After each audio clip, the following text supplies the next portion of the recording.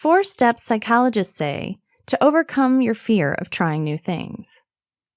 There's something intimidating about the concept of trying something new. Frequently, we hold ourselves back from accomplishing great things because of this fear.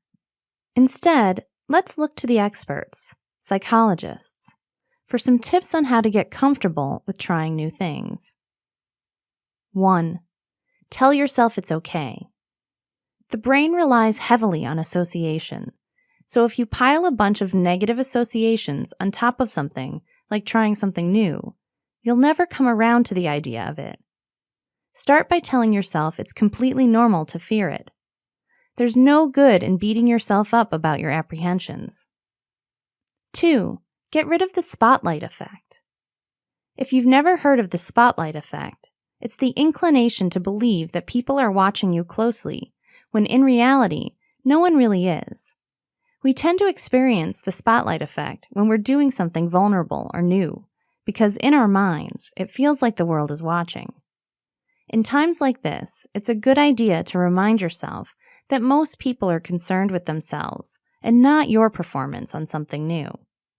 In other words, stop worrying about what others think and start thinking about the benefits that could come from giving something a try. 3. Mindset over everything else. You could huff and puff and try out all kinds of different things, but if you're not going into it with a positive mindset, you probably won't end up with a positive outcome. Get your mind in the right headspace. That begins with optimism, acceptance of the things you cannot control, and an overall understanding that things may not be perfect, but they are worth it in the long run. 4. Preparation is key.